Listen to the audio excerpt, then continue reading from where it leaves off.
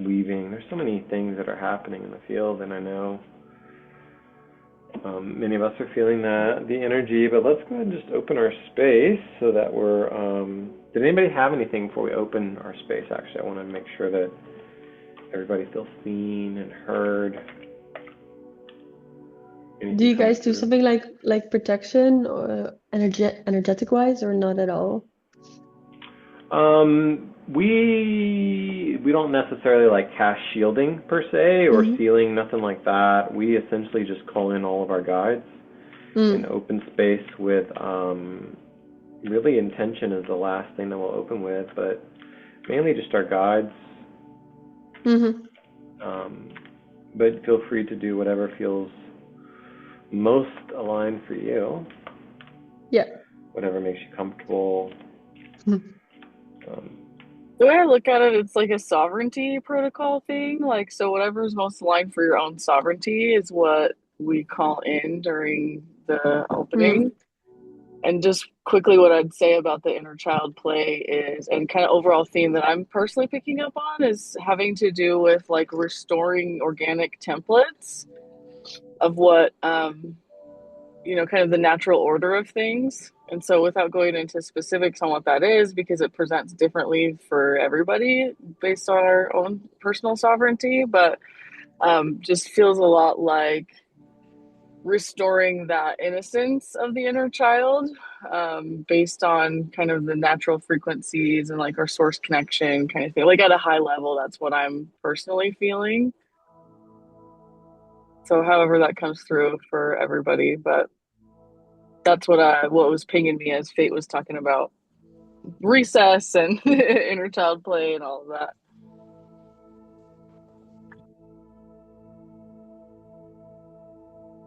yeah, that's a great question too. And if anything comes up and you have questions, feel free to unmute and share.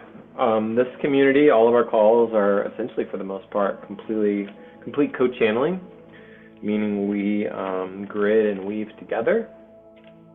It's not like I am technically the facilitator who organizes it, but yeah, it's completely open for your input, your stories, your vibes, your guides. I've shared with you, we've been hopping on calls for about a year now, doing 3 calls a week. So it's very well grounded and tuned and calibrated. So really, really happy to have you with us, sister. And yeah, just settling in. Yeah, I'm just looking at all of the different. There's so many. There's so many. Vincent, your team has expanded, bro, since you got back from Switzerland last week. I'm sure you. I'm not. I just.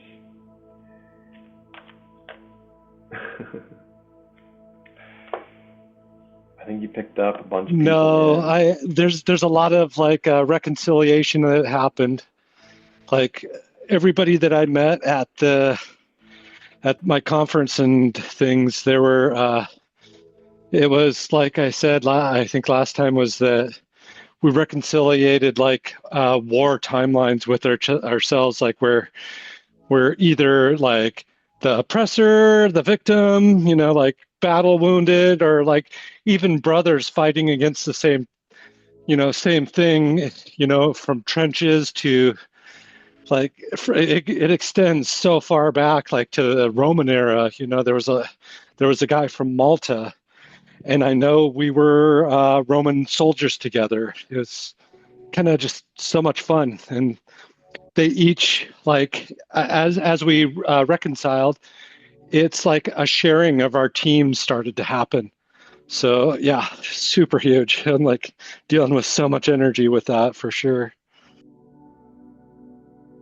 I'm definitely picking up on a lot of that as well, coming through the grids, coming through acquaintances, friends, like kind of new projects and opportunities, as well as I was following one of those reconciliation threads the other day and I found myself near a train station and all of a sudden I was being called to turn onto Geneva Road and I instantly thought of Vincent and his trip and I was like, oh, there's so much happening in the grids right now and it's so cool. So just witnessing all of that reconciliation not only happening, but also grounded, landed, and like safely integrating in the body as well as in the grids and all of the conscious recognition of that. It's many layers, but I just wanted to just call that out and also thank you for your service, Vincent, because there's so much that's happening and we couldn't like do it all without each other. So thank you. Yeah, I love that. 2:22 Mountain Standard Time, or Mountain Time, I guess, in the U.S. Welcome into the Grid Play Series. Yeah, thank you for those shares. So powerful. There's so much energy. And I know Lika's traveling, so she's charged up energetically with all of those people that you're around. Yeah, did anybody else have anything I love the reconciliation. There's so many things that are coming in, and that's not even counting like just the traveling, and that's not even counting like a lot of the energetics. The heart has been a huge theme in the last 2 to 3 weeks as well. Bloodlines, okay, absolutely. So yeah, opening it up, our space is open to whatever you guys want to share before we hop into our gridding. I feel like you got some other things as well too. I want to add something. So I never been to Vatican, but the dragons, so Iluna channeled that the dragons infiltrated Vatican in 2024 February. So that's a Chinese New Year. They invited the dragon dance people. So at that time, I think it's still Pope Francis. He painted the eye on the dragon dance, dragon head. So by that action, it invited the dragon into the Vatican, the Catholic Church, and also in the Brazil, the giant Christ statue. Is that in South America? Which country has that giant Christ statue? Mm-hmm. It is also a dragon energy spot. So the dragon is covered all the like Christ the Catholics, all the like religious energetic point. The dragon has taken over those nodal point already. So that's my sharing.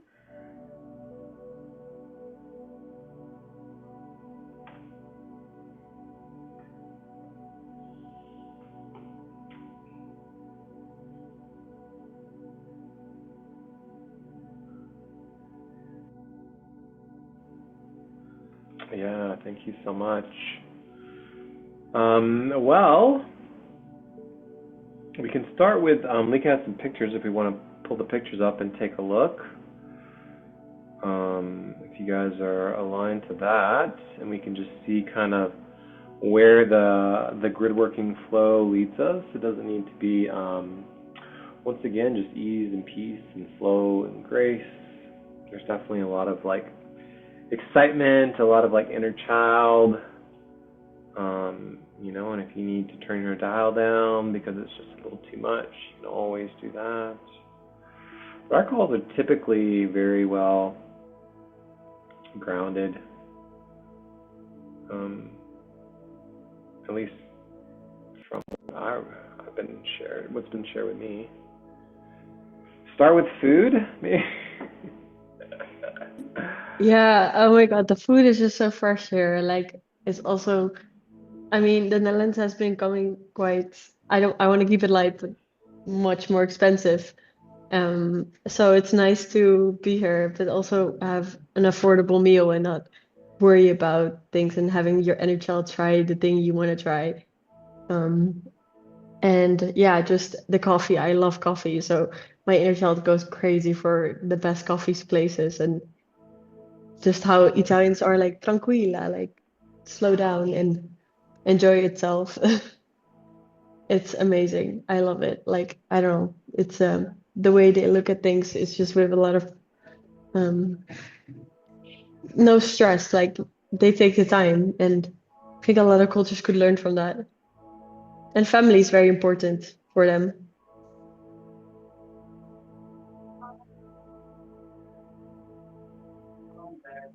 Yeah, I love that you said that.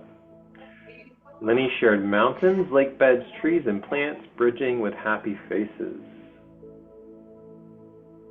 And yeah, maybe you could talk about, because it sounds like you're connected. Maybe you could talk about too, kind of about that slower pace, that slower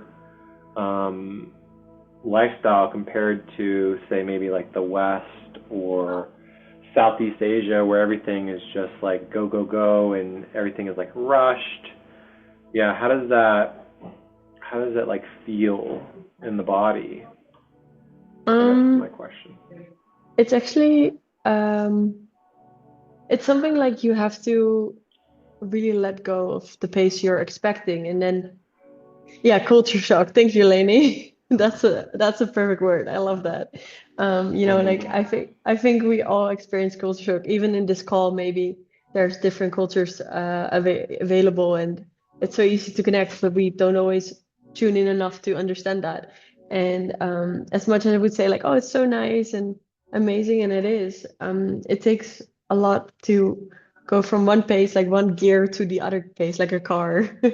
And we get to drive that car, but we need to understand how the car works and what the engine wants. And I think the West kind of is very focused on, oh my God, we need to perform and we need efficiency. But I mean, it was so nice to talk to Christina already about her tree. Like, I think that's beautiful because it might be just a tree for some people, but it's definitely slowing down and connecting with something that has such an extreme knowledge is so beautiful. I don't know, like there's so much unhidden knowledge in it, and it just makes me super happy. Like when Christina talked about her tree, I'm going off the thing, but that's slowing down too. Like I grew up in close to a forest and 10 minutes from my house, and I just feel like when I go there, I try to welcome the trees and say hi to them, and it's really nice because I feel like they connect with me before I already come in the forest. And yeah, I don't think we can notice that if we don't slow down and let our inner child connect with them.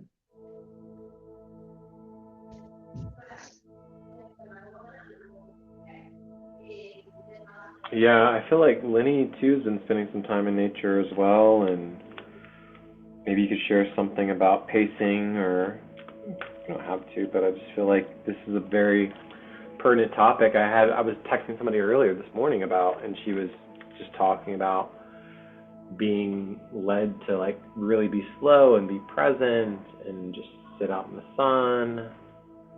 So yeah, if anybody else has anything to share, would love to.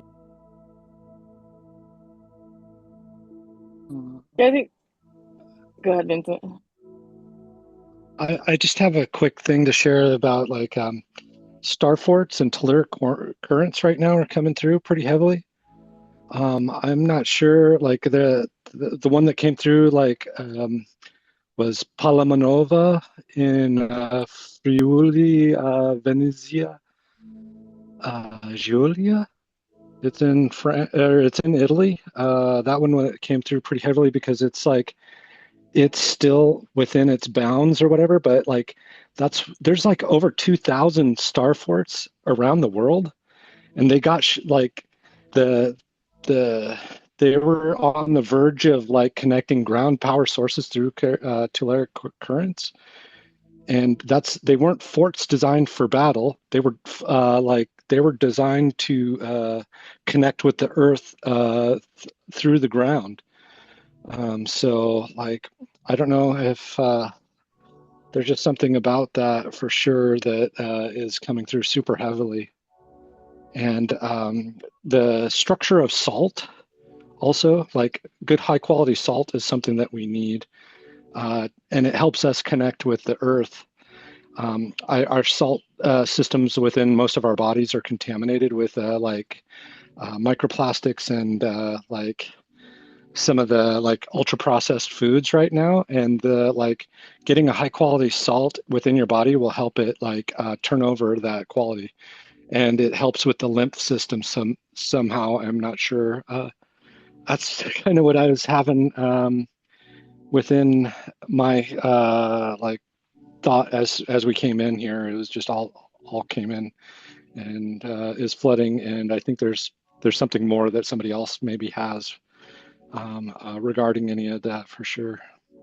So thank you for, I didn't mean to interrupt, if anything. Thank you.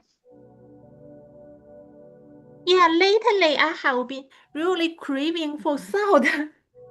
And there is a type of salt, I forgot what it's called.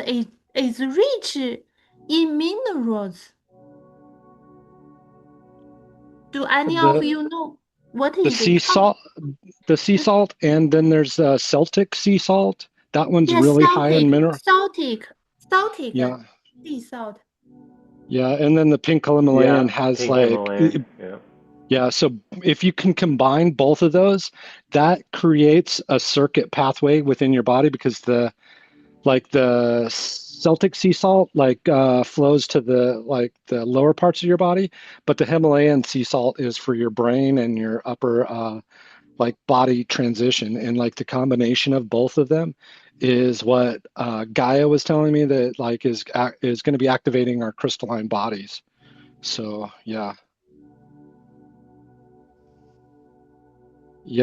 definitely create your own. I put just a little bit like of salt into my water like at least once a day lately.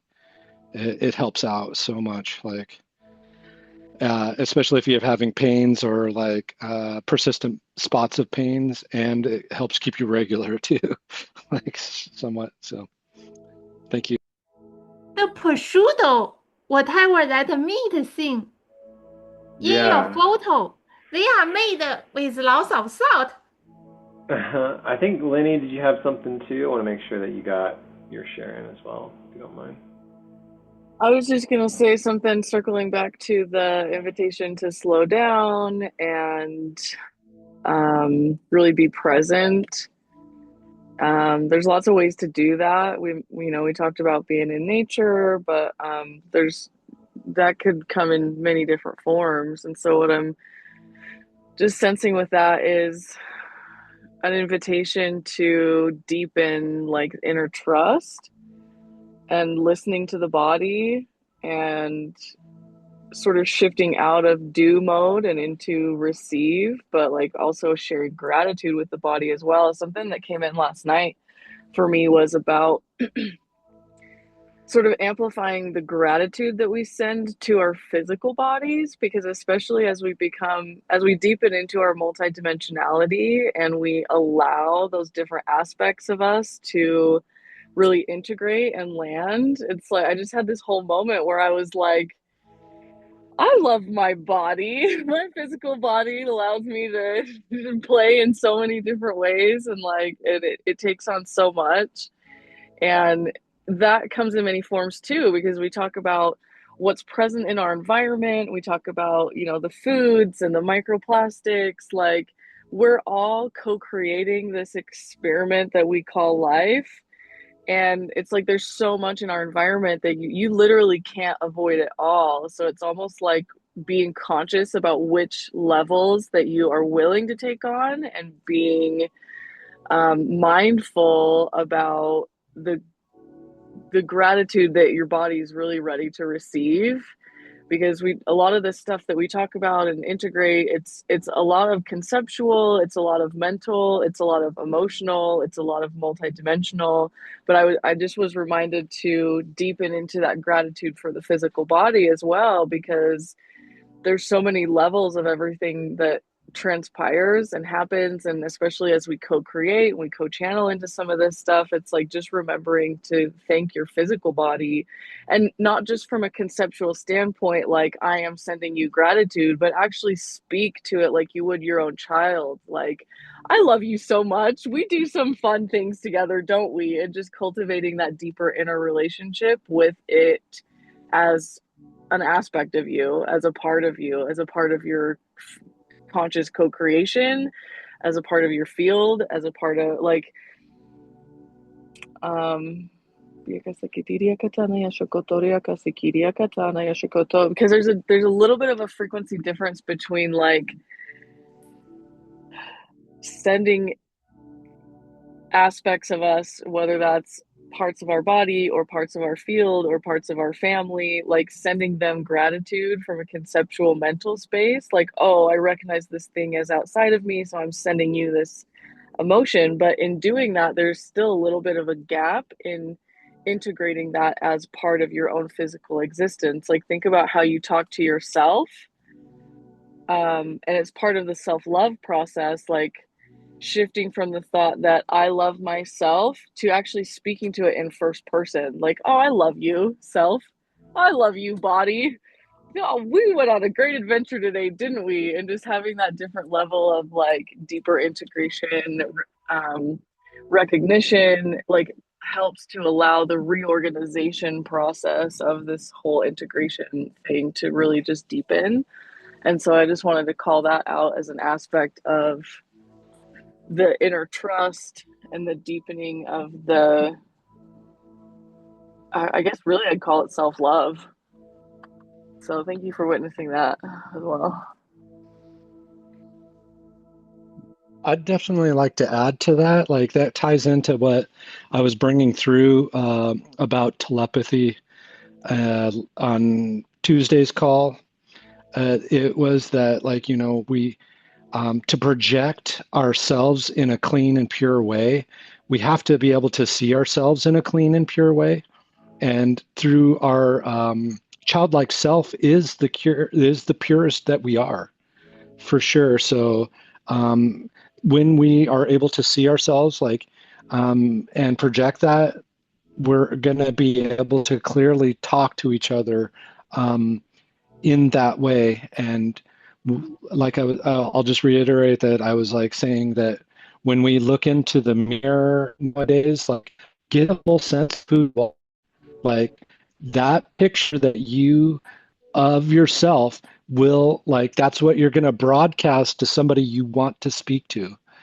And when we start to get more familiar with that, we will be pulling up that picture from somebody else to like clarify who we are talking to. And that's what like the Arcturians and the beings from Sirius are teaching me about. Like, it's that clear and defined picture of yourself. Right now, we're sending through a field of distortion, and so to being able to like clarify who we are in our purity or our childlike nature, that we're going to be able to talk to each other in a more clear and defined way. And that's when, like, pure sentences, things that are going to be like, who is that? You'll know, because the picture will define itself before the presence of pushed thought comes through. Yeah, for sure. We're like definitely getting stronger on that. And we're like building that. This is like, we've been going in steps for like the last year to build to this point. And we are at that point of like, it's like the precipice. Us on the tip of that wave are getting ready to send that shock wave into everybody else once it really starts to fully click and like, cha-ching. And like, these communications are going to be quick and precise. They don't need to be elaborate. And that's the thing that like we need to let go of, is elaboration and making things complicated. It's everything that we're doing right now should be a simplification of the process basically. And that's what this does, is like, it's like the more we can train our body and brain and etheric sending channels and purify them for sure, that we will be able to get super aligned with each other, perfectly aligned in a way. And that's the way a lot of these beings who are communicating to us, especially like the ones that are hearing super clairaudient, they're like, those beings are transmitting direct because they have a connection to them, like the person that they're connecting to. And we need to reestablish some of those connections that we have. Like when I was in Geneva, I was connecting to those people, and they're aspects of myself through genetics, like DNA. We have ties together that, like when we get into a room, we're allowing our DNA. That's the first thing that's like touching forward. It's like our DNA is like this molecule that's held up in front of us, like 2 to 6 to 10 seconds ahead of us in the future, talking to everything that's around it to shape the reality that we're going to see within our mind's eye. So yeah, that's just something that just direct channel right there. I don't know. Thank you, everybody.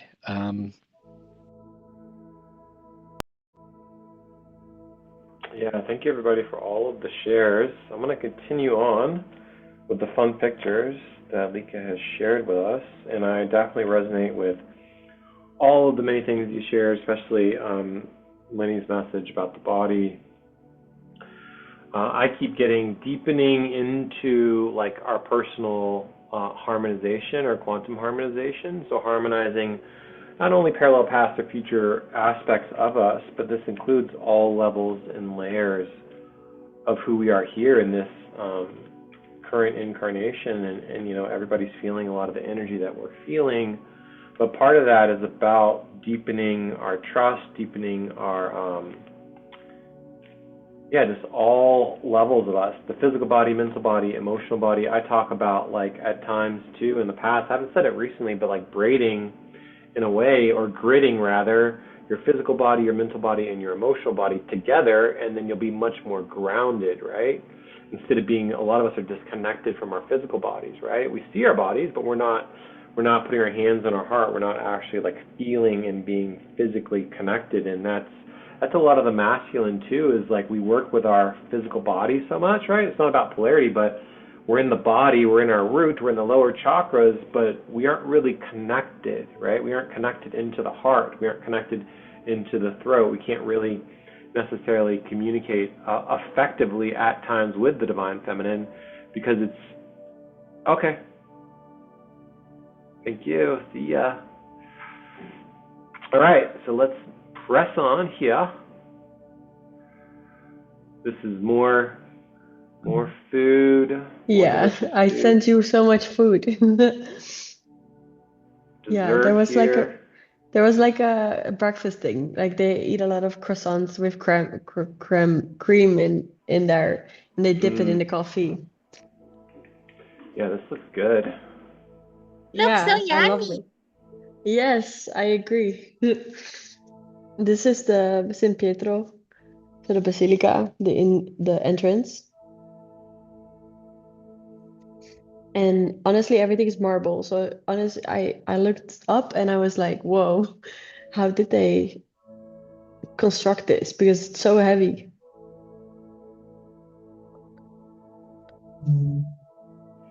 Yeah, and if anybody else is getting pings, feel free to unmute and share as well too. Yes, Vincent, I get that.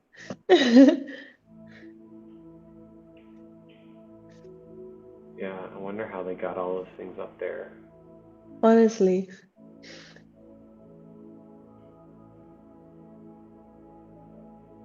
Yeah, and it's chapel? Yeah, it's like the chapel of the church, and it's in the middle. So I feel like the shape of the church is like a cross.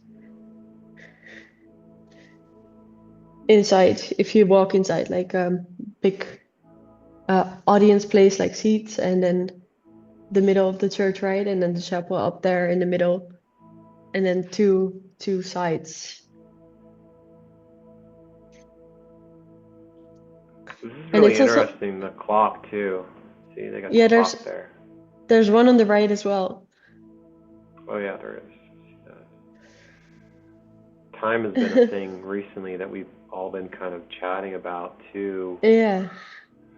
Man, Leni didn't have to hop off. We just had cleared. We had something, a huge timeline sink hole, like a physical, large, massive time sink that had kind of popped up that we've been working to clear. Look at this beautiful fountain too. Yeah, there's also one on the other side, and there's the balcony of the Pope. Right there. Yeah. Look at these doors. Is this a door or what is this? So there's one door for the Pope, and the rest of the doors is to enter the Basilica, so the church. But you have to wait like 2 hours in line at least to get in. I bet it's so hot inside of that church too. Yeah, but it's quite shadowy.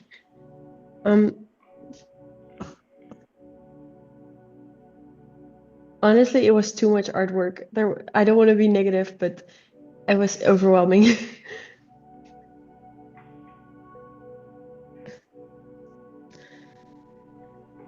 Like there's so much symbolism and energy surrounding the symbolism.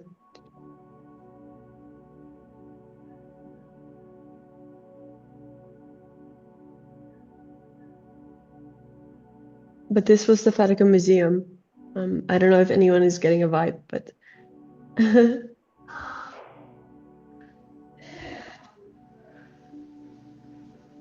something about the patterns that's kind of catching my eye a little bit too. yeah, There's a lot of patterning. yeah. And like the reliefs as well too. Probably Rachel said super coded. Welcome in, Rachel. Yeah, there's something about so we talk about cymatics too. So there is something about the reliefs specifically, and then cymatics, and all of this is like marble, right? So it's not like you know, certain things can become imprinted too with the energetics. So like the cloth itself, you know, if you've ever had, some people hang things on the wall and they're like cloth, and those cloths can become imprinted in ways. But this is all, God, it's so beautiful. Look at this staircase. Yeah, it is very beautiful, but it just keeps going and going and going, and with so much artwork and statues and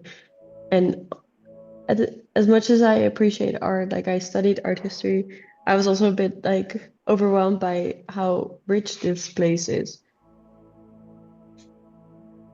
And this is the chapel inside the church. Like the photos are a bit scattered, but yeah, and then in the middle there's a peace dove.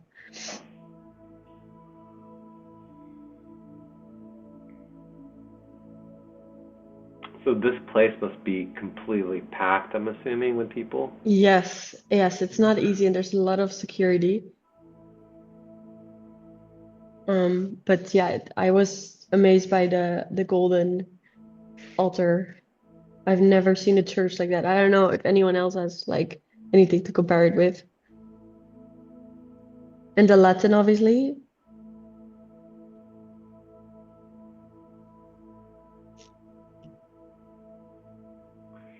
This altar itself looks like, I forget what it's called, but it holds the sacrament.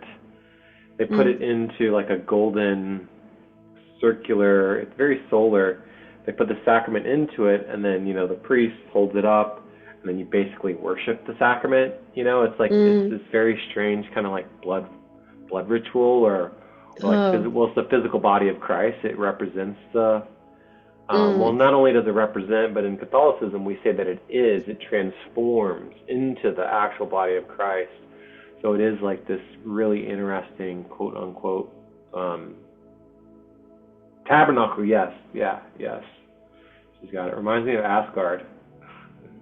Which one, Christina? Which Asgard specifically? But I mean, It's just look interesting at how, this. but it's interesting how many of these things are like so open into you just have to look, you know? Yeah, the details is so intricate. Yeah. I mean, if you can just look at these, and I'm sure these statues are not small, you know what I mean? These No, they're carvings. not. They're meters high, and there was a Yeah. choir singing at the same time. It was very like heavenly.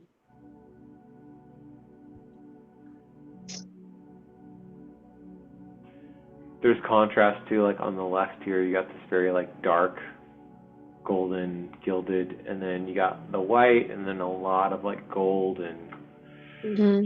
so many different things to see here. This is a And the dragon that you found. yes, yeah. Go ahead, Aurora. Sorry. Are those golden color real gold or painted gold? I'm not sure. I was wondering that question too, but because it's such an intense place, I was like, I'm not gonna focus too much on the details, to be honest, because I think I think you need to go in like for 5 days to really, just for saying context. And I didn't wanna. I just wanted to take in the energy mainly, so I wouldn't get overwhelmed. There is another famous church. I forgot where is it. Inside is like all golden, very very golden. Maybe it's in like Turkey or somewhere. Turkey has Hmm, a famous church. that's Somewhere has. interesting. That's interesting because that might be a Byzantine church. Um, it's a different type of church than a Catholic one.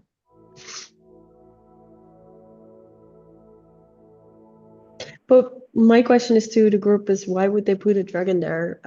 Doesn't make sense. I know. Why? Who is above this? Like, what is this full scene about?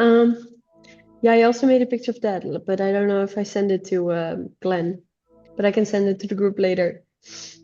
But I In read. yeah, there's dragons in the Bible. I went to Catholic school for like 12 years. It was just like the way it was Mm. where I grew up.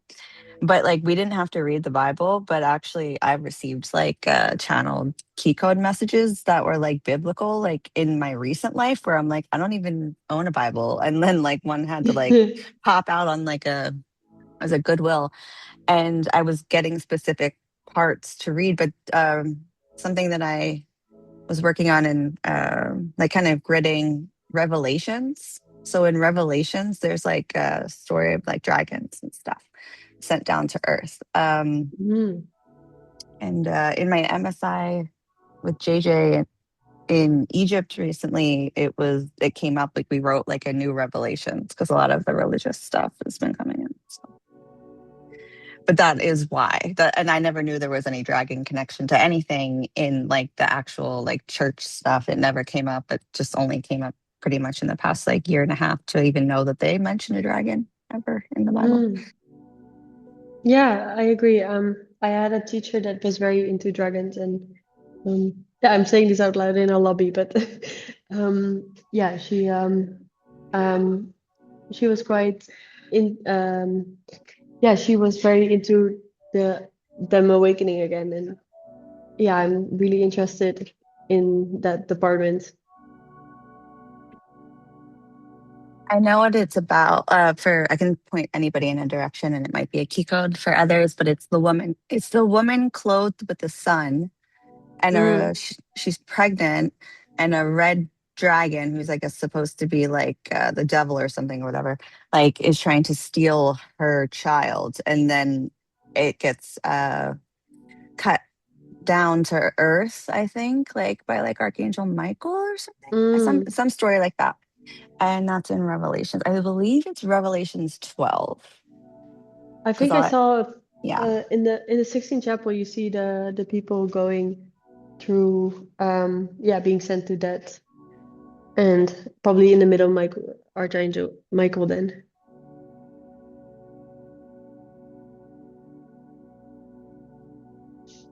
Yeah, this was the list of all the popes that are buried there or like have died, or yeah, are buried, I think.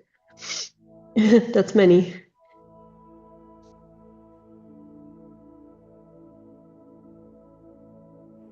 Oh, one thing, I got something funny here.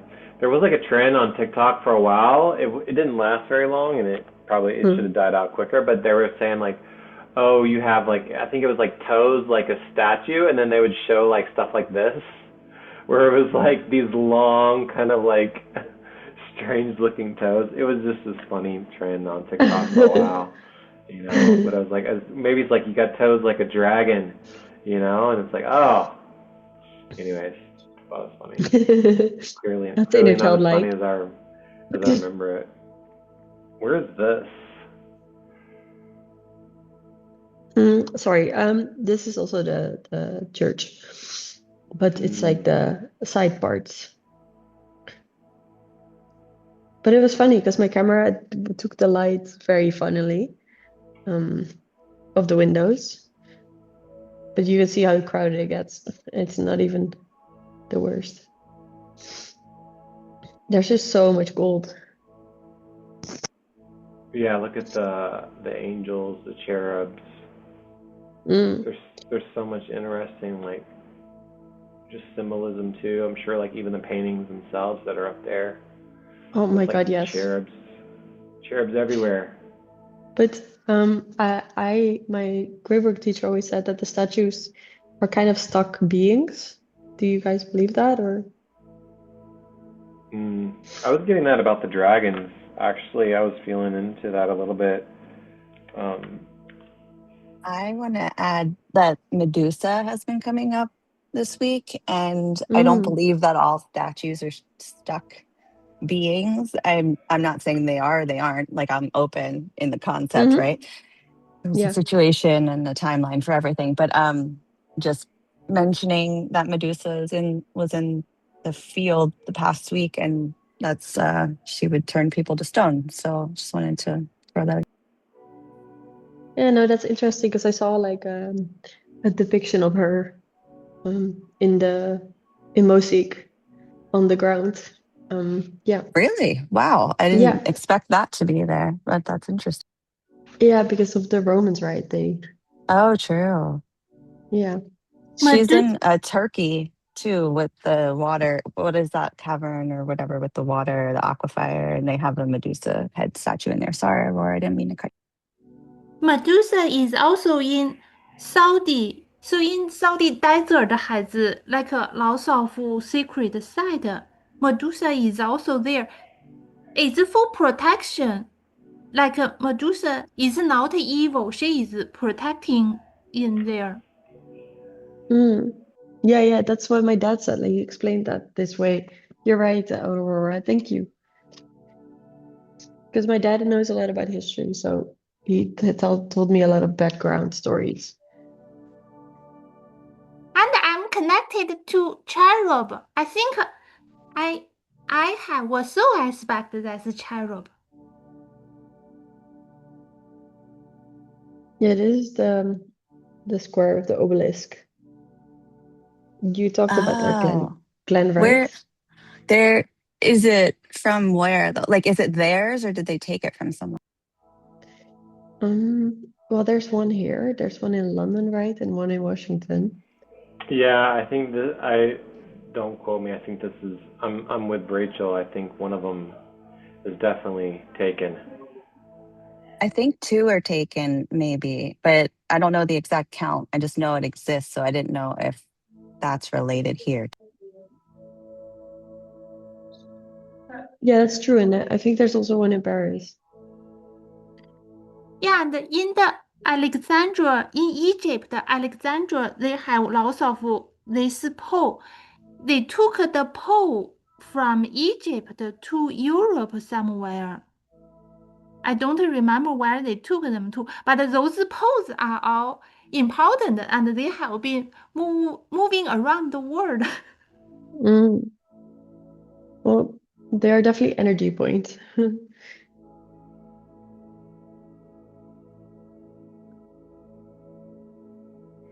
Yeah, there's time again. We've been talking about time, all the statues, and it's interesting because where I'm located at it's all of the Mormons and Latter-day Saints, and they have, so see how here there's a cross at the top.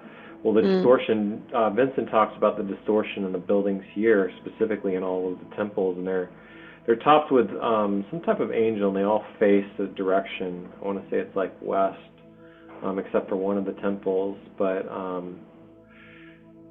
yeah, it's really interesting, all the buildings. So if you see, like, we're zooming in, so they're just lined with all of these really ornate statues, right? And then this one's probably huge, even though it looks small, right? It's probably like massive.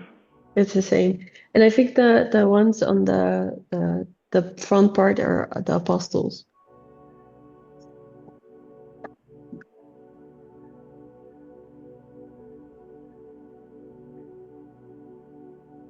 Like the 12 of them. Mm-hmm. Do you think there was just 12? Yeah. But I don't have, I have this background, but I haven't studied it like thoroughly or something. Yeah. So I feel like Yeshua hung out with more than 12. He hung out with a lot of women too. Yeah, no, for sure, but they are definitely not depicted here. I agree. Yeah, the Council of Nicene, when they created and drafted the Bible, they had a specific narrative they were going for. Let's see what's next here.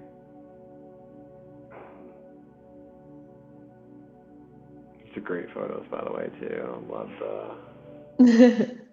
Love the shots, the shares. Oops. Go back. If you guys are picking up on anything, feel free to share. I'm picking up on the Mormon church has like been in my field past few months. I have like clients that are not involved anymore, but they were raised that way. And I'm a psychotherapist, so like things come up about stuff like that. And you're saying the angels on top of the things, like the buildings. I don't know, somehow I ended up going, it's like bringing me to the UK, it's bringing me to London. And they have like a fountain in Piccadilly Circus that has an angel on the top of it, but I think it's Eros. And it looks like a Cupid or a cherubim or whatever. But like, I don't know, when you were speaking about that came up for me. And then I just went on a tear looking about where these obelisks were taken and moved. And there's one in Paris and there's one in New York. The Cleopatra's Needle in Alexandria, I think, was moved to New York. But there's, I don't know, it's just very activating. There's something going on with that right now.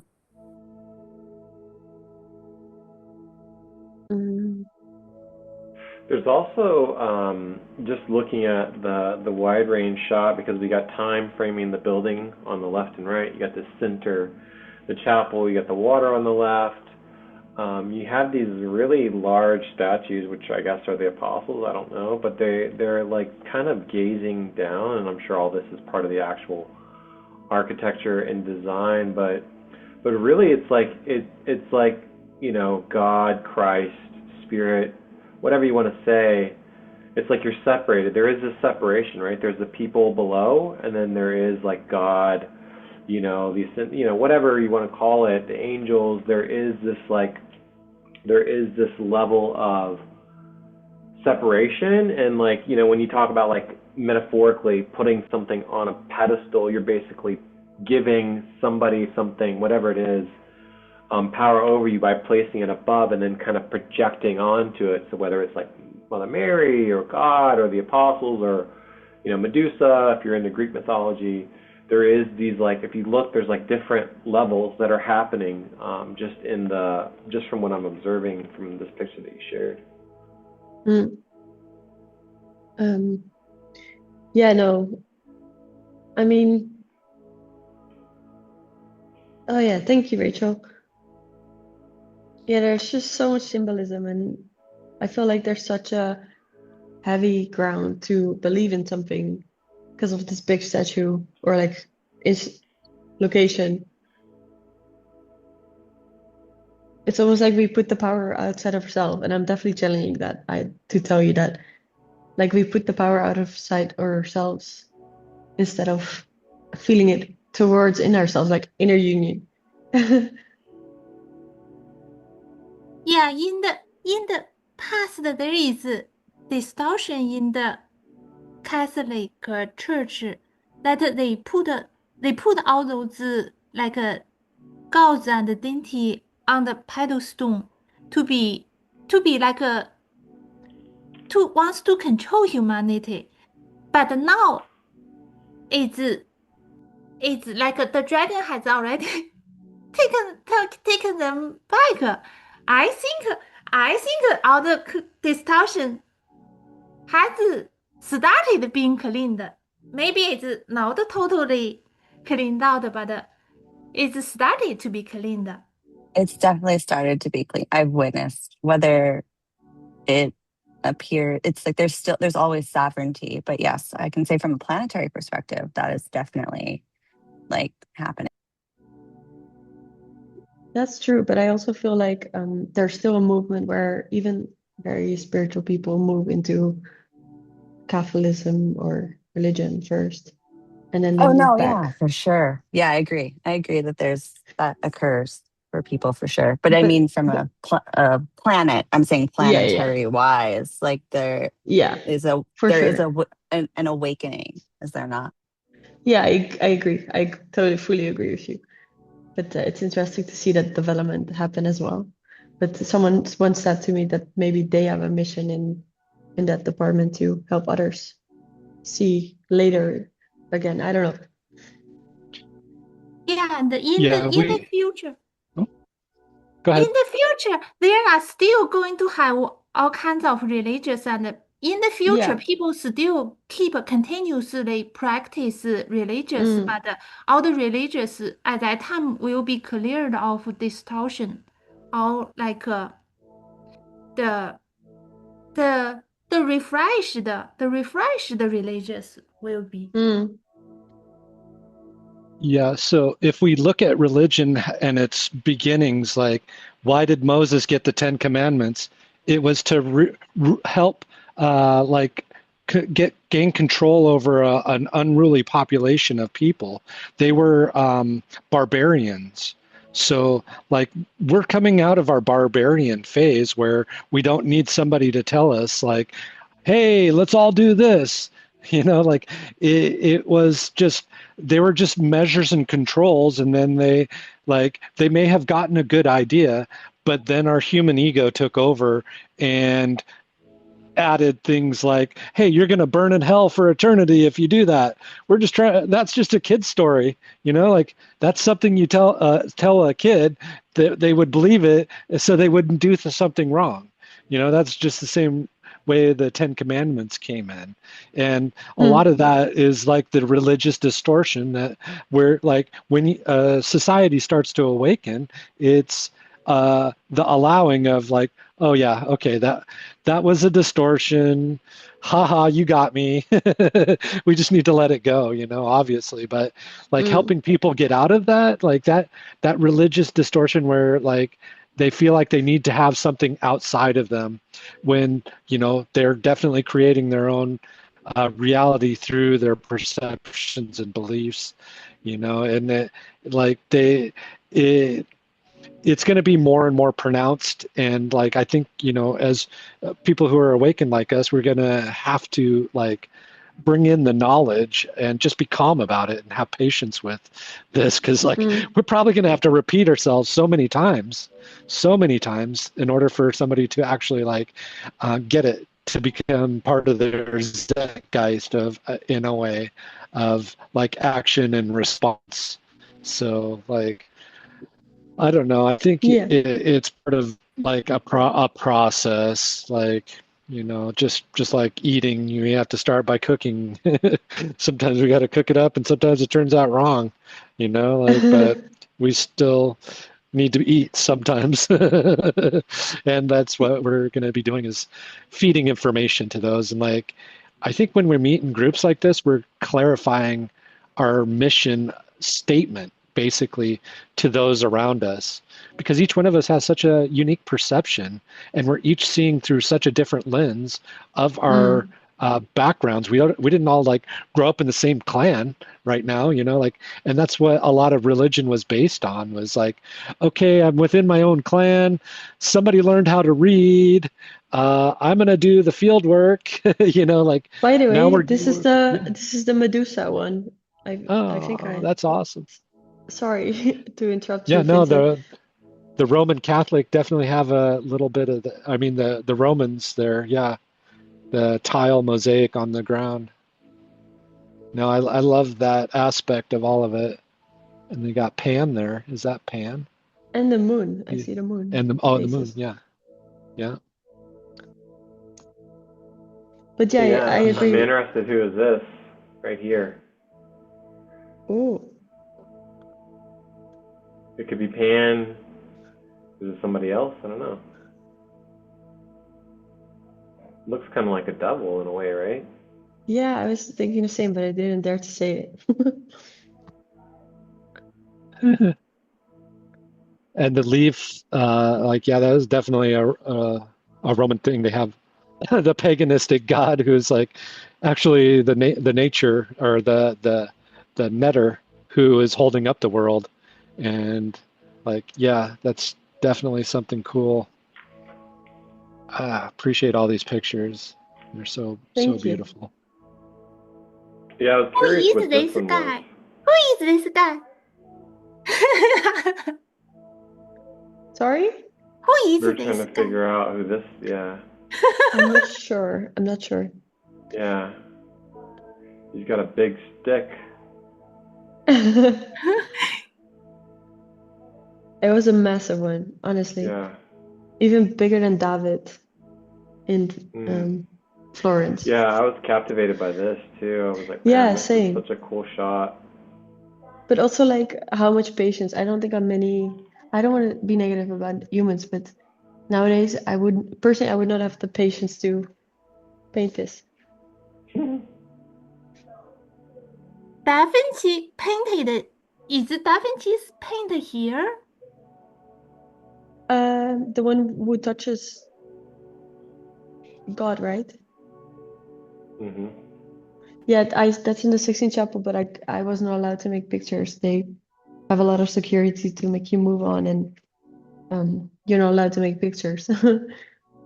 Mm. Well, I like. Is this this is one of the domes, right? Yeah, but that's in the Vatican Museum close to the chapel, like the 16th.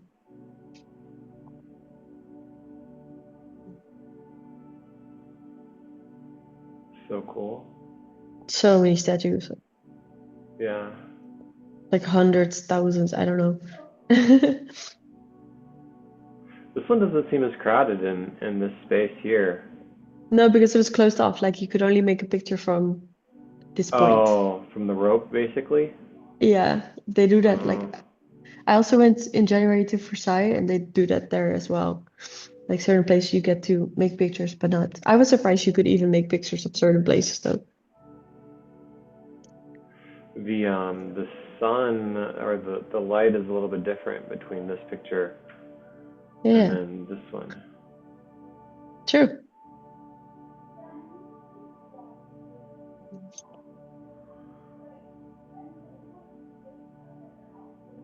Yeah, and all the I don't photos know. are in the Telegram too, if you want to download them and take a look at them.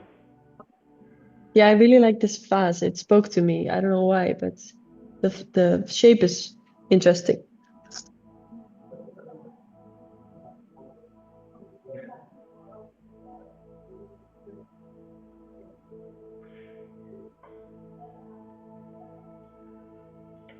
Yeah, it is. It's really interesting shape. And then look, you got this really small statue, larger one.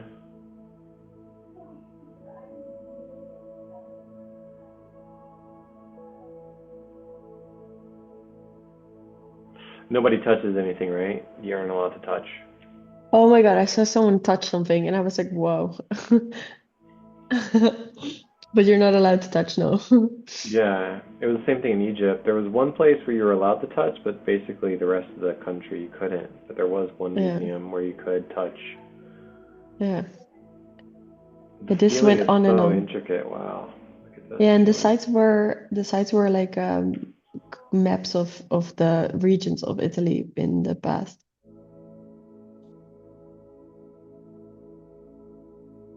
And that's my dad looking at it.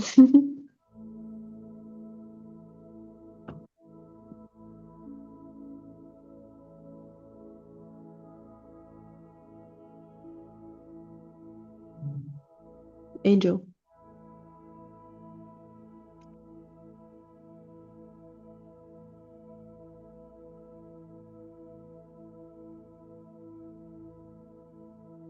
I feel my hands like buzzing. Hmm. Yeah, how have you been feeling energetically by the end of the day? Are you just ready to like crash out, or do you have the ground, or are you able to? Bit in between, took the time to integrate, and then I saw a lot of like memories flash by that I didn't, not of this life. But yeah, the energy wasn't very clear at all in this location always.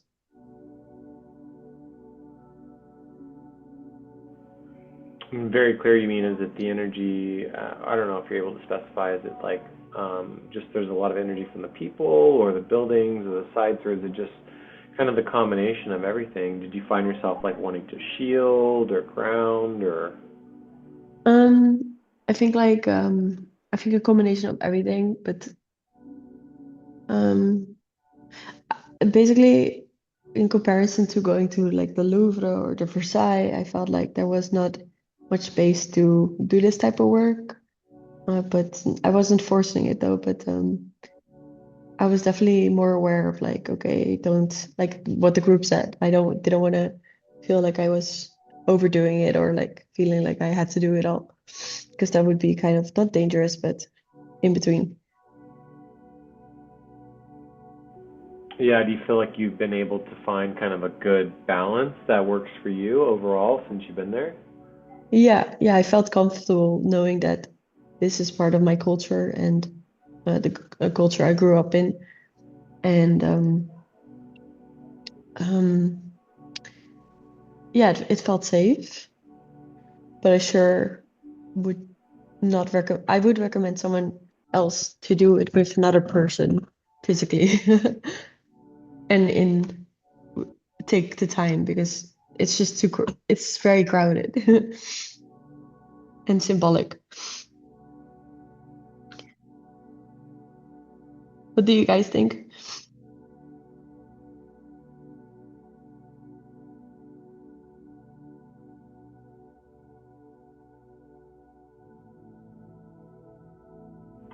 So much happening in all of these photos.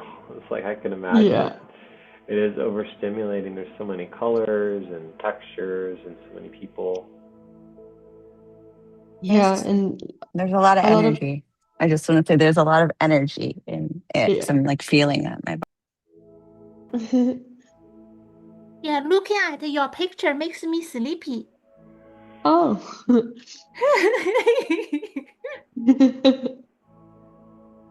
After going on a trip myself, I realized how much just being in the space and moving through it, like your energy and your momentum of moving through a space is actually what you're there to do.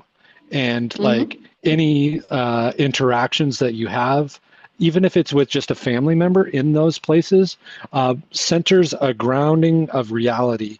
And like sharing into a group like this, like it brings in that reality and the sharing and the like the communication of the human device itself. That's what we truly a human a human communication device. Like otherwise, like we could just play in the astral and be whatever we wanted to be. We've physicalized ourselves so that we could communicate and then see the reaction. It's like cause and effect through like communication. So like the interactions I had when I was in Geneva, like with the people, like the energy that I carry with me from that, like it's popping up and it's moving through me, and I'm just like, I like I'm releasing that energy into the space I am now. So Yeah, I Mm, think it's profound, especially once you get to decompress and like everything when you're in the situation and you're there doing the work and the movement and moving your energy through a space that needs your energy. It's really important just to be in your body, for sure. And it's tough mm, to be in like with all that space and all the things, like your consciousness goes into these things as you think about them and look at them. Like you're drawn to specific parts of it, and you're adding to the consciousness of it from everybody who's going through there, like millions of people it looks like that are going through these mm, spaces, like you're I think that little 1% is like very crucial right now, especially if you're holding a purity within yourself or like a sense of stability comparatively to the people around you. Like how do you see any of the people around you that are moving in chaotic ways or calmer just because they're from like maybe more of the European local? Because like in Geneva, I was seeing the people were a lot calmer and happier like than they are here in the States right now for sure. So how did you mm. feel on that aspect? Um, Interesting question. Thank you so much. I feel like so many people, um, I don't know, it's hard to see the difference, but I feel like people are moving into a different direction, but they're not noticing, like they are mentioning it, but they are still in old patterns. But for example, my cousin, she started asking questions about certain things that I won't mention in detail now, but yeah, you get what I mean. And it was very interesting to me that she was like waking up. I never expected. Yeah, it's interesting when someone feels safe enough to come to you and be like, "Oh, but how is this working? And is this?" Yeah, I don't know. It was beautiful, but then I see her in physical, and then she doesn't really talk about it because it's too scary and too surreal. Um, but yeah, I mean, we all here probably had our own journey, and I would love yeah, text me if you want to talk about it, but I'd love to hear. Um, but yeah, I actually we used to be very, I've been to Geneva for international relations related job reasons. So I unfortunately couldn't be joined the call for sure for that one, but yeah, if I sometimes I think like if I made it, then other people can make it too, And I think keeping that faith, and indeed we all have the face of like distortion this, and then laugh about it. Um, yeah, I don't know. I wanted to go somewhere, but I'm very inspired by your question, and I guess my brain is channeling and overloaded. Yeah, I feel that that question is just something that hopefully maybe lingers with you for a moment, like in Yeah. your like waking life. And I have questions like that for myself when I'm out, and I find that it opens more pieces to the puzzle as I'm walking around and observing. I think that's one of our gifts is coming online is being more observant, and that's going to help us like talk to the people that are like in our families first. I was kind of scared when I started talking to my daughters and stuff about like making contact with like alien species or whatever, and like, but I could see a transition now within them of like, yes, maybe, and the more grounded I am, and it's not just a fleeting thought that goes through my head, because they saw me like before, like fleeting thoughts, and I was just entertaining them, as a child, I wanted to entertain my kids and make them laugh because that was just like my favorite thing to do in life, because their joy brought me joy. So just bringing that and holding that like little bit of childlike wonder. I think I'm just opening up more and more to that myself. So I'm hopefully I inspire others, like in my authentic self. That's one of the prayers I have, is that my authentic self inspires your authentic self to be more full. I agree. Like it's so nice to connect to people, and I feel a bit embarrassed saying this in like an echoing lobby, but yeah, also same. I've been on quite a journey, and I talk to my mom sometimes about angels and stuff, and yeah, and it's so nice because she accepts it now, and yeah, it's beautiful when family can see that there's more and being playful with it and grounded.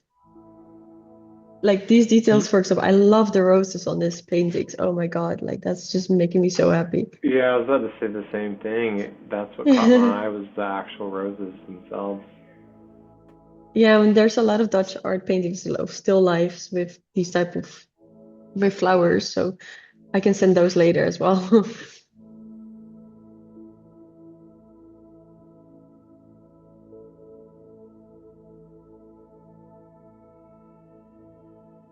Sorry, Vincent, you wanted to say something still. Oh no, I was just reiterating what you were saying. Thank you so much, though. Yeah. Yeah, I just feel the beauty in this whole situation right now between all of us at this moment with you bringing and sharing. I so appreciate it. It just feels good. I appreciate that too from you. Thank you. So this was a text about some lapis lazuli and crystals and stuff, and I was just so surprised because they had the whole gallery filled with crystals. Um, there's so much effect through these gems, obviously, and it was just surprising to me that they know that as well. It's also in the Bible. Okay, yeah. Yeah, there's crystals in the Bible, and Yeah. especially lapis. I think they say it's like the throne of God or something is made of lapis. Thank you. You're welcome. Thank you. Yeah, no. Now I wish I read more of it, but somehow I never got around to it. I honestly never read it. It just was like a very strong thing that my channel was telling me to do, and the words Ah. that were coming through, because I was receiving like key code messages, but they just sounded like they were from the Bible, because I never studied or read the Bible. Even in Catholic school, they didn't make us read the Bible. They don't really do that. At least nowadays, I don't, because I had no idea. Okay. Yeah, I learned all this stuff like in my own channeling for certain Cool. narratives and stuff. Yeah.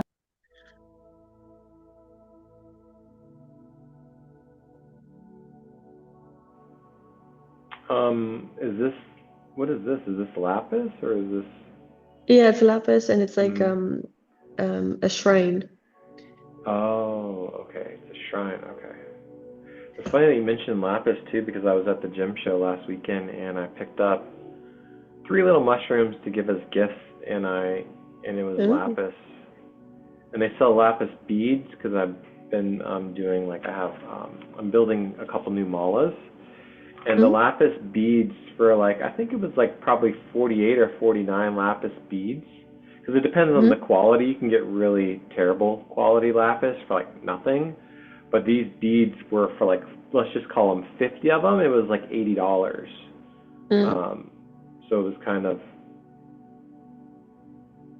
whereas you can get lapis, the mushrooms that I paid for, the little tiny mushrooms were $3 for a lapis mushroom. So it really just depends on the actual quality. And I was surprised you sent me that they have some Egyptian artifacts there. Is this a museum? Oh my God. They had a whole bunch, lots of mummies and statues and little things and thinking in Dutch while speaking English. Yeah, the sarcophaguses. This looks Yeah. like Sekhmet here or similar. This is I was also surprised. a little Hathor there in the back. See that Hathor in the back? This looks like Sekhmet here. Damaged, but looks like people have been, I don't know, in the history museum of London, where they got a lot of their artifacts, people just touching everything. They have some security guards around, but everybody was touching everything there. Here, Do you mean there's the nothing British that prevents Museum? you. Yeah, the British Museum. Yeah, no, it was quite free in that sense. But there was, I mean, if you get certain places, there was a lot of security, though, like all eyes on you.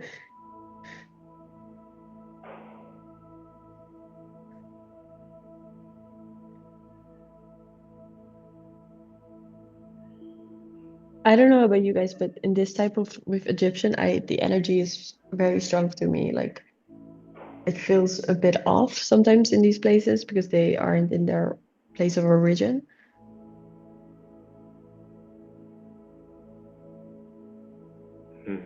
Yeah, absolutely. We were talking about the catacombs too that you had visited in Egypt. Whenever I went to the museum that has the 21 pharaohs underneath. Mm-hmm. It's black granite, and it is temperature controlled, but it's not the temp that you would think it would be.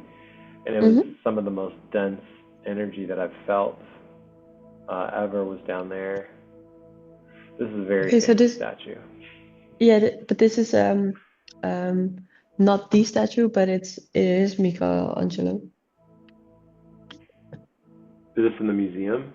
Is it It's in the Pinacoteca, so that's like from the Vatican Museum. Yeah, thank you, Rachel, but a mini one. But yeah, it's not La Pieta, yeah, but it is, yeah, it's a reconstruction.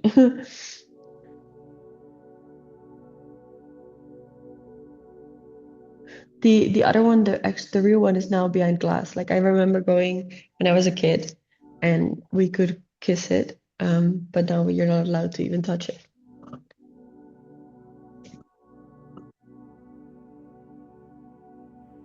打字的意 Yeah. 思还是 story？ Go ahead. 打字的意思还是 story？ You know that some statue tells a story. Yeah. This is the Jesus and Maria, right? Or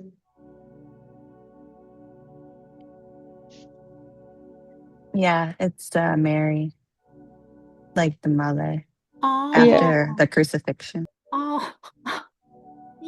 Sorry. it's very famous. You said this is the mini one, so how big is this one? Also big, insane. Right. It looks like it's very large as well. But also the details of like the skirt and stuff, that's very difficult to obtain. Yeah, I was looking at the veins and the muscles, Yeah. the ribs, the lance site. Like it's very intricate. Is this the Eden? Is this the garden? Yeah. Adam and Eve. And the snake.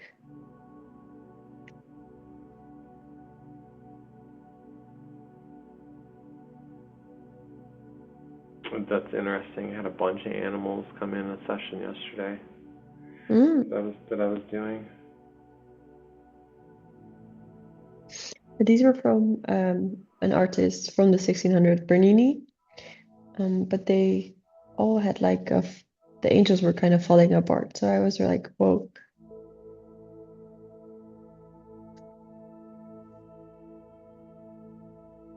The wings were falling apart.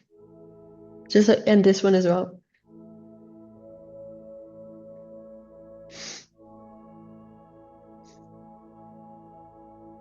But there's definitely some interesting symbolism too with that. You know, if you think about just the symbolism of angels falling apart or the wings falling apart.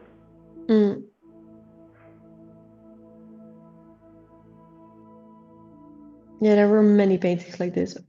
Like I didn't make many pictures of them because they're very dark and with the light, the colors.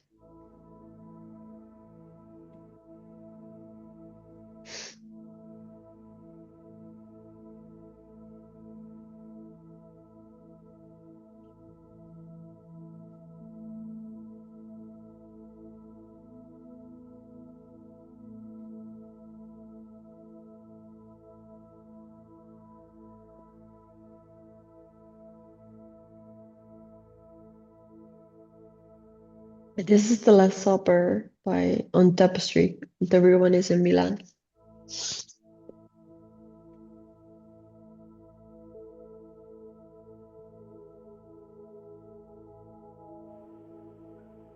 Yeah, it's interesting how intricate it is just in tapestry as well too, and how it's lit.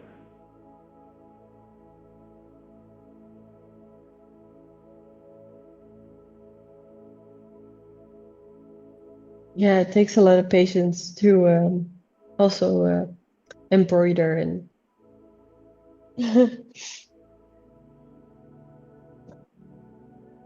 Hmm.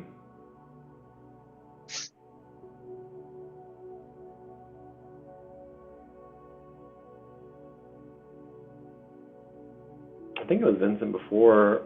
I don't know if you remember Vincent talking about how religion, even specifically Roman Catholicism, but Christianity, but Roman Catholicism, how there's different aspects of Yeshua and how they're obsessed with the virgin birth and also the crucifixion, which is another aspect. So religion puts these great emphasis on the virgin birth specifically, which, if you know anything about the history of many different, like virgin birth is kind of a theme that they potentially borrowed from other texts. Yeah, I went in the Vatican at 11:11, which I thought was funny.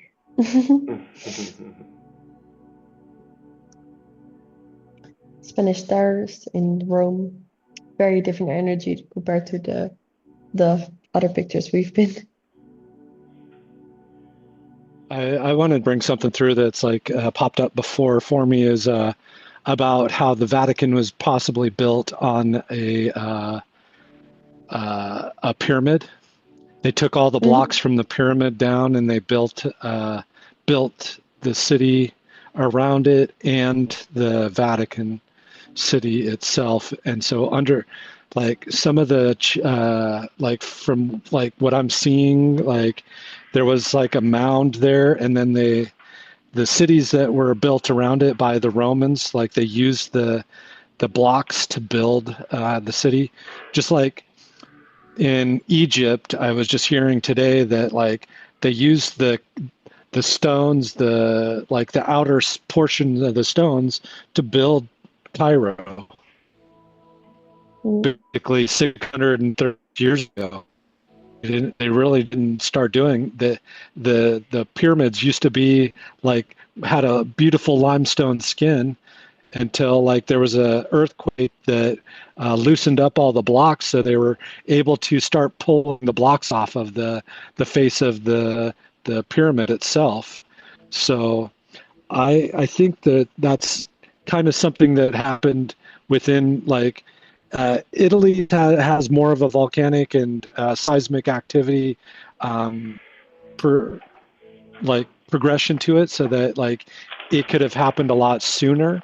And I think there was also like pyramids in Europe that the like the people, the kings and things, they thought they were quarrying stone, but they were actually just pulling blocks off of pyramids and like then cutting into what they would call quarries, which were actually the bases of like megalithic structures.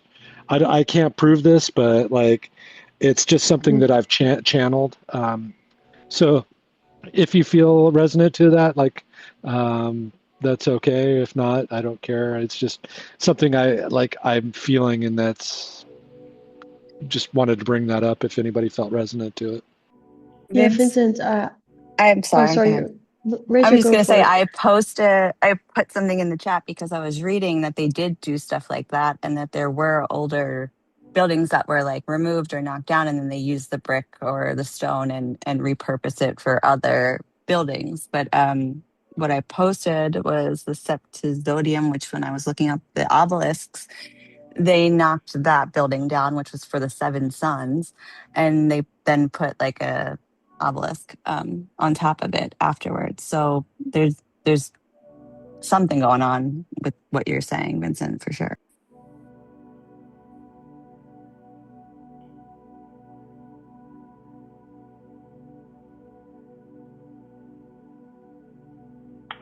is one of the obelisks, looks like, and then there's bells on one side and no bells on the other. Yeah, but it's also funny. I didn't look into the history, but why is it kind of called the Spanish Stairs?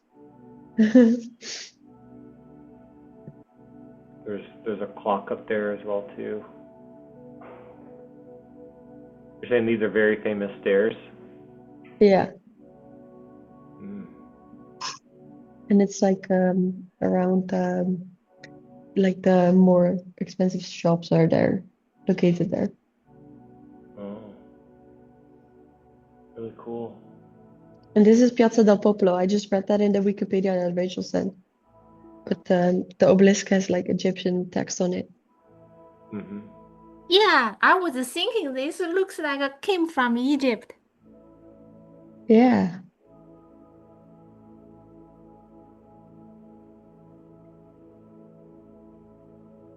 It's right by the river Tiber.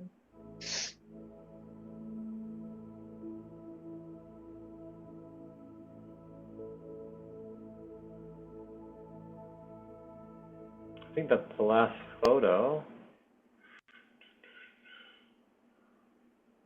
Pompeii.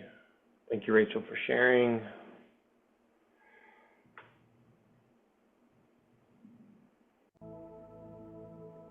Yeah, well,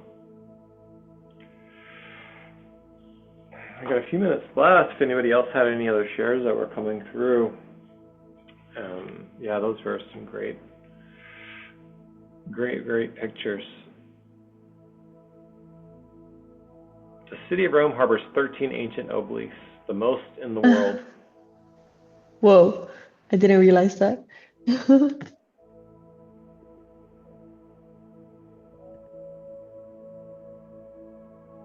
I must say the energy outside of the Vatican is much more lively than the rest.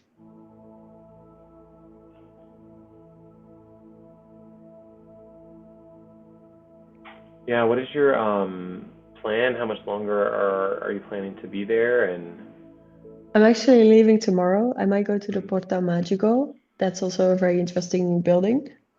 I'll text you that or share with the group. But I honestly don't have a lot of other plans. Because yesterday we went to the Forum Romani, which is the ancient temples of the emperors of Rome and the Colosseum. But oh yeah, I did really great work there because I knew today would be quite fun and lots to take in.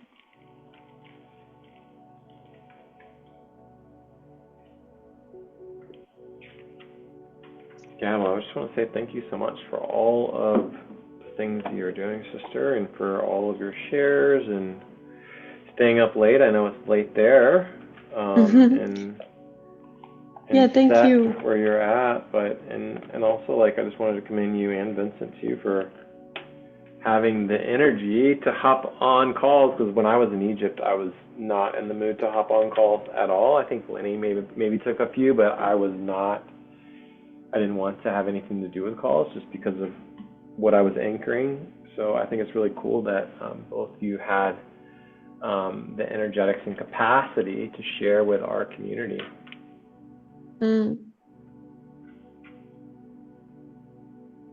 Yeah, no, it's very nice being able to share this and feel very grateful for the support. But also, I was happy that the group said like don't force it, because indeed like I'm not like how do I say this? I can't do it all on my own. It's nice to feel that support, and yeah, one step at a time. And yeah, it's nice to hear about your journeys as well. And I look forward to being there more often. Yeah, thank you. I don't know. Yeah, absolutely, sister. Yeah, I know that the time zone is not that great, but like we did adjust these 2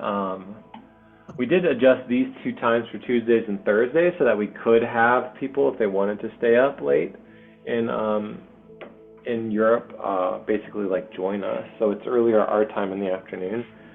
Not as conducive to people who work during the day, but we definitely have a couple people who hop on And I think it was Leni who shared that specifically, that we were mentioning about not wanting or feeling the need to. All right, Rachel, thank you so much. Bye Enjoy the bye. rest of your day. Yeah, because we kind of want to do stuff, especially if you're a masculine. We want to do things, right? We always want to do something. So I think that's great advice, and I love that we started the call specifically with pacing and slowing down and like food and really a much like a very kind of grounded, like human things, right? I think it's easy to kind of talk about the galactic stuff and get all out here, but really it's about being like, being embodied. So I love that. Yeah, no, I think that's also, I feel that's where the journey should, or possibly is best at the moment, between all the changes and shifts. Mm-hmm. How are you All right. feeling? I felt good. The call was definitely fun. Kept it light. Anybody else have any shares?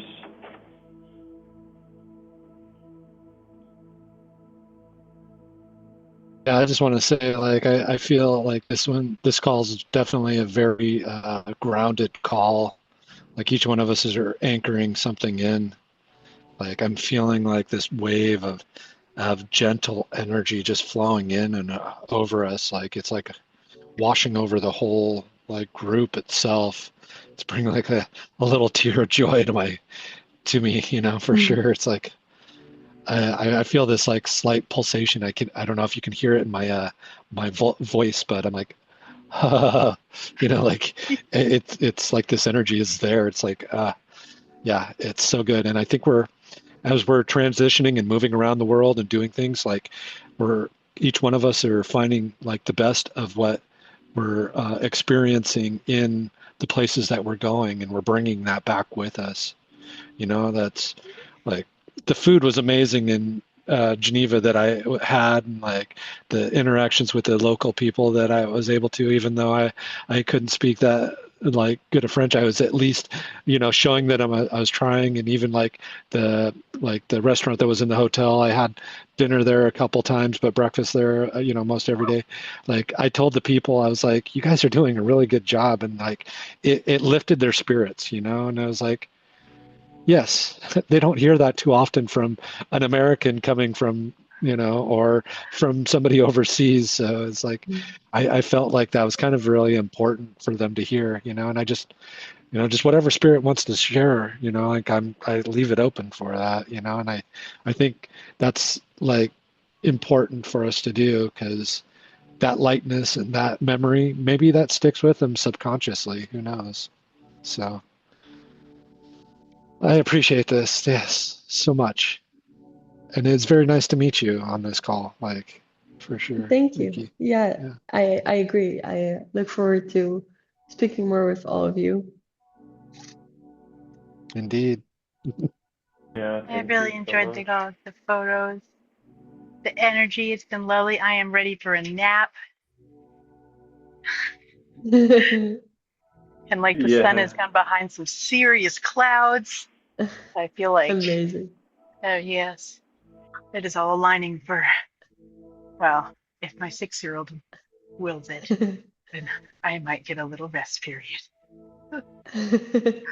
But yeah, no, thank you all for your shares today. And those pictures are great. I love them. I love them. Yeah, thanks for sending those and taking the photos. And I put them under the in-person adventures if you want to check them out. Lika, thanks again so much for Yes. your energy and frequency and all the good working that you're doing. And thank your dad, high five dad, for holding down his half of the team, right? With Yeah. you. And hopefully you have a safe flight tomorrow. Thank you. Yeah, And salt anything else water. before we close it? Saltwater, Salt yeah. water.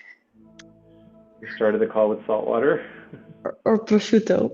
And I added some Himalayan and some of the Utah salt to my lemon tea with honey, with a fairly ridiculous amount of honey. And my throat is. Salt and honey, that's a good combination. It really is. I'll do it to my water too. I'll do like lemon and salt and more honey than I mean to usually. But I don't complain. Enjoy the whole thing. I love honey. Yeah. Well, thank you guys so much. It's Thursday, so I think our next call is Monday, U.S. time. Probably too late for Europe, but yeah, Lika, so nice to meet you. Happy to have you on, and Yeah. glad we got to do some gridding. And it sounds some people popped in and out, and that's okay, and that happens sometimes. So yeah, just deep gratitude to every single person here, those who stayed up and watched the playback and made it this far. Shout out to all of our friends and family, and just energetically integrating and closing our session, thanking all the guides, helpers, allies, friends, our councils, and just remembering our intention from earlier that we called forward for our session as well. Calling all of our energy back to us, cleansed and cleared any additional energy that isn't ours, sending it into the void 0 point to be alchemized and transmuted. Deep gratitude to every single person here. And we'll be weaving in the telegram. Yes. Hopefully see you next week. All right, ciao, ciao. Enjoy the rest of your day there or night. Yes. Bye-bye. Goodbye, everybody. Thank you so Thank much. you. Yeah.